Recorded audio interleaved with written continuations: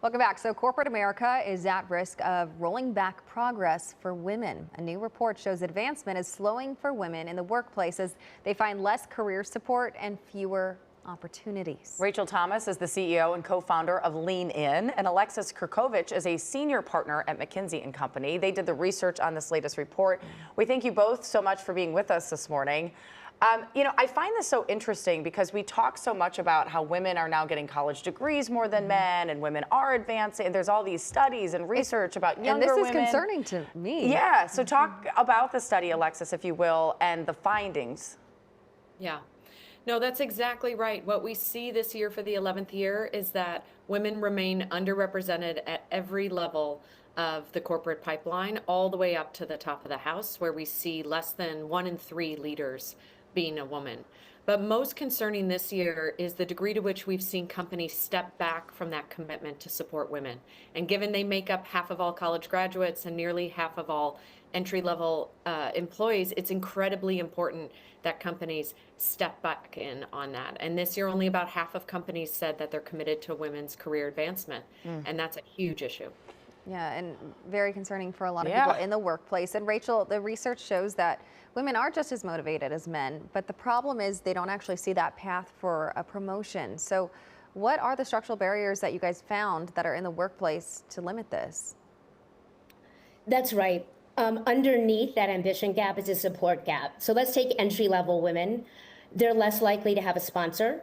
They're less likely to be put up for promotion, given stretch assignments. They're even less likely to be introduced to someone who could give them career advice.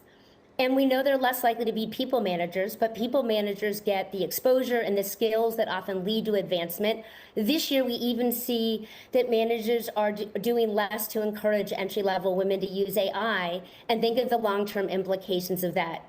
So this is really a call to action for companies to reinvest in women, and that's why that other headline finding that companies are rolling back commitment and rolling back the very practices and policies we know are critically important to women. That's why that's so concerning as we enter 2026. Well, that's Alexis. It's not only concerning, but there are so many barriers within the workplace. Like if a woman is assertive, she's looked at as being mean, or there are all these things that women have to kind of run up against anyway. We know that women are bad about asking for things they need. So what can women do right now when they look at this and go, oh my goodness, like this is something that gives me anxiety? Well, absolutely. There's a role for women to play here in their own advocacy, looking and seeking out the sponsorship, the support, thinking about when they take the next job, how does that job not just provide, but set me up for further success in promotion and opportunity. But we'd argue the biggest opportunity is not for women to solve this equation for themselves, but for companies and leaders to step in and give them the same support that they give to their male peers. And that means great sponsorship programs and really beefing up that capability, measuring the outcomes you're getting and knowing if you have unfairness of opportunity happening and rectifying it, and really strengthening the broader cultural environment that everybody shows up to in the workplace. Because the good news is we see when companies create an inclusive environment, everybody wins. Women and men say they're less burned out, they're happier to come to work, they give it their all, and they're excited about the next opportunity. So really, I think the onus here sits with companies to take the action.